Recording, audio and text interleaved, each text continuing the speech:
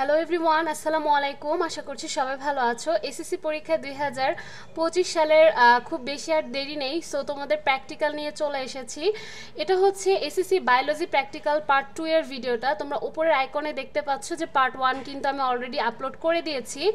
আর হচ্ছে আরেকটা কথা বলবো ভিডিওটি দেখার আগে, সেটা হচ্ছে তোমরা যারা যারা এখনও আমার চ্যানেলটিকে সাবস্ক্রাইব করোনি, please don't forget to subscribe my channel. এখানে দেখতে পাচ্ছ অনেকগুলো পরীক্ষণ আছে, আর এই যে এই 8 নাম্বার পরীক্ষণ পর্যন্ত কিন্তু আমার পার্ট 1 এ দেওয়া আছে, আর এখানে দেখাবো হচ্ছে 12 নাম্বার পর্যন্ত। আর খাতাটা কিন্তু দেখতেই পাচ্ছ অলরেডি সাইন করানো খাতা, আর এগুলো কিন্তু হচ্ছে কালেক্ট করা খুব মানে খুব ভালো ভালো স্কুল থেকে আর কি।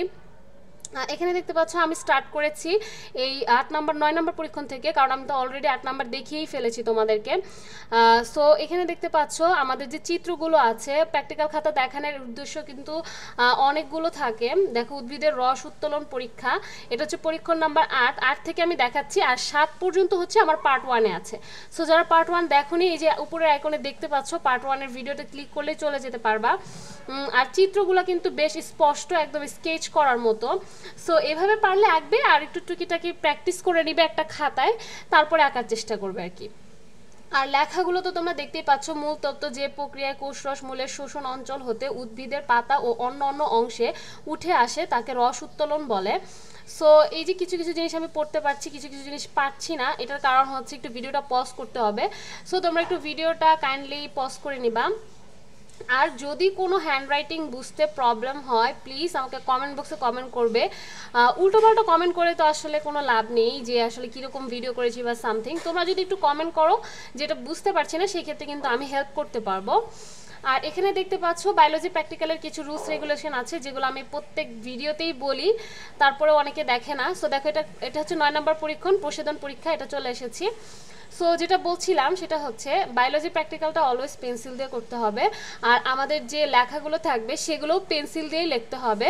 আর আমাদের যে চিত্র আঁকার স্পেসিফিক একটা সাদা স্পেস আছে খাতায়, সেখানেই চিত্র আঁকতে হবে, সেখানে কোনো ধরনের কোনো লেখালেখি করা যাবে না, শুধুমাত্র চিত্র চিহ্নিত করতে হবে। এই যে দেখতে পাচ্ছ চিত্রগুলো চিহ্নিত করেছে আর টিচার সাইন করে দিয়েছে। আর এই যে দেখো পরবর্তী পৃষ্ঠা, আমি পৃষ্ঠাগুলো উল্টিয়ে দেখাচ্ছি। এই যে দেখো, এই হাতের ডান দিকে কিন্তু আমরা সবসময় লেখাগুলো লিখে থাকি, আর হাতের বাঁ দিকটা কিন্তু অলওয়েজ ফাঁকাই থাকে বায়োলজি প্র্যাকটিক্যালের ক্ষেত্রে। এই যে মূল তত্ত্ব উদ্ভিদ প্রশোধন প্রক্রিয়ায় দেখতে পাচ্ছ, তারপর পদ্ধতি, প্রথমেই টপ সহ গাছটিকে টেবিলে, তারপর পর্যবেক্ষণ, তারপর সিদ্ধান্ত, দেন সতর্কতা, টপের উদ্ভিদটি অবশ্যই সতেজ হতে হবে, এইগুলো আর কি। তারপরে সতর্কতার মাধ্যমেই তো একটা পরীক্ষণ শেষ হয়ে যায়। সো এই পরীক্ষণটাও কিন্তু শেষ হয়ে গেল। আচ্ছা, তোমাদেরকে আরেকটু ইনফরমেশন দিব। তোমরা যারা এসএসসি 2025 সালের প্র্যাকটিক্যাল নিয়ে চিন্তিত আছো, physics, chemistry, biology, higher math, then ICT, then কৃষি শিক্ষা, দেন গার্হস্থ্য বিজ্ঞান, সব কিছুই কিন্তু আমার চ্যানেলে প্লেলিস্ট দেওয়া আছে। সো তোমরা অবশ্যই প্লেলিস্টটা আইকনে দেখতে পাচ্ছ, আর এখানে ক্লিক করলেই তোমরা সবগুলো প্র্যাকটিক্যাল পেয়ে যাবে। আর এত যেহেতু আমি কষ্ট করে তোমাদের জন্য ভিডিও আপলোড করছি, তো অবশ্যই আমার চ্যানেলটিকে সাবস্ক্রাইব করতে ভুলবে না। এখানে দেখতে পাচ্ছ আমার আরেকটা পরীক্ষণে চলে আসছি। সো এই পরীক্ষণের চিত্রটা কিন্তু খুব সুন্দর। এই যে দেখতে পাচ্ছ চুনের ঘোলা পানি আর হচ্ছে নিঃশ্বাস বায়ু, এইটা লেখা আছে এখানে। তারপরে চুনের স্বচ্ছ পানি সিরিঞ্জ, হ্যাঁ, এগুলো লেখা।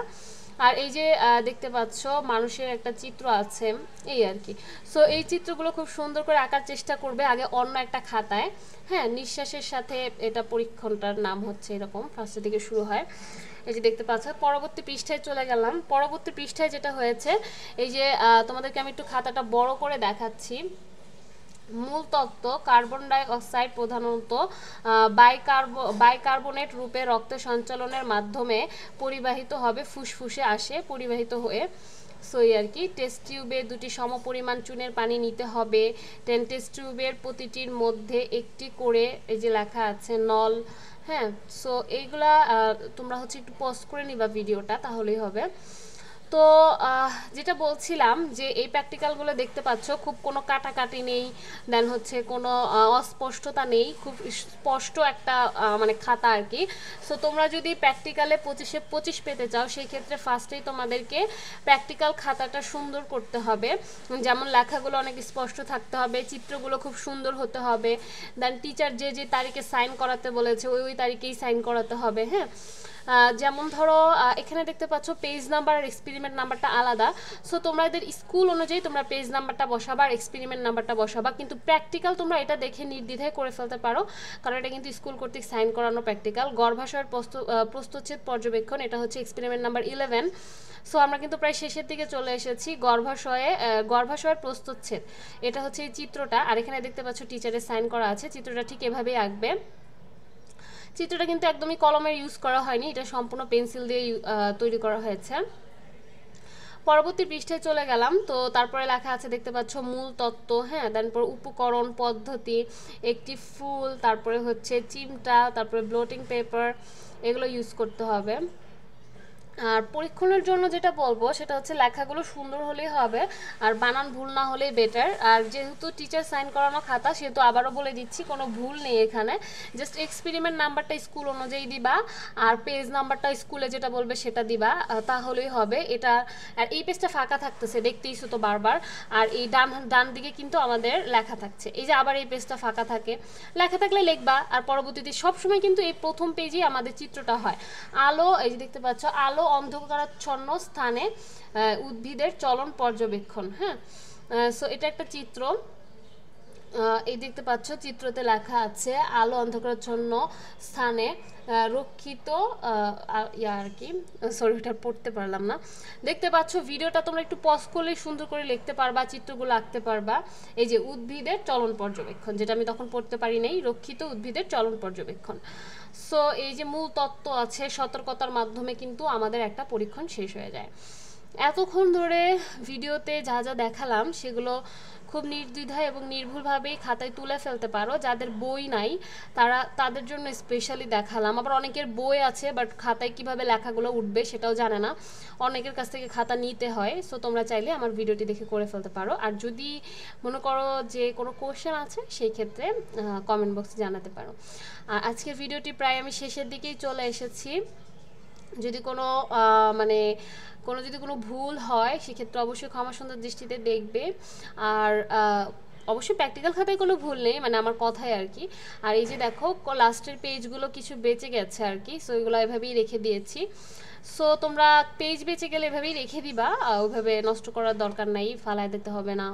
অনেকে টেনশনে থাকে প্র্যাকটিক্যাল নিয়ে অনেক বেশি, এত আহামরি টেনশন করার কিছু নেই। আর একটু বুঝে শুনে লিখলেই হবে। দেখতেই তো পাচ্ছ প্র্যাকটিক্যাল খাতা দেখতে কেমন হয়, চিত্রগুলো কোথায় থাকছে, লেখাগুলো কোথায় লিখছে। ওই যে বাংলা খাতার মতো যে একটা পেজ আছে, ওই পেজে এখানে লেখাগুলো লিখতে হবে। আর অন্য যে একটা সাদা পেজ আছে, এখানে সবসময় চিত্র আঁকতে হবে। আর লেখাগুলো অবশ্যই পেন্সিল দিয়ে করতে হবে, কোনো ধরনের কোনো কালারিং পেন বা হচ্ছে অন্য কোনো কিছু ইউজ করা যাবে না, এটা হচ্ছে সর্বপ্রথম রুলস। আর অবশ্যই চিত্রগুলোতে অন্য কোনো কালার ইউজ করা যাবে না, বা হচ্ছে কোনো মার্কার ইউজ করা যাবে না, চিত্রগুলো সম্পূর্ণ পেন্সিল দিয়েই করতে হবে। সো এই ছিল আমার সম্পূর্ণ প্র্যাকটিক্যাল খাতার ভিডিও, 2টা পার্ট আকারে করে দিয়েছি, পার্ট 1 এবং পার্ট 2। আশা করছি তোমাদের উপকারে আসবে। সবচেয়ে সুন্দর কিন্তু এই চিত্রটা, খেয়াল করেছো, এটা মনে হচ্ছে একদম ছাপা করে আঁকা, বাট এটা কিন্তু হাতেই আঁকা। সো এইভাবেই আর কি চিত্রগুলো আঁকার চেষ্টা করো, ইনশাল্লাহ 25-এ 25 পেয়ে যাবা। সো সবাই ভালো থাকবে, সুস্থ থাকবে। আল্লাহ হাফেজ, আসসালামু আলাইকুম।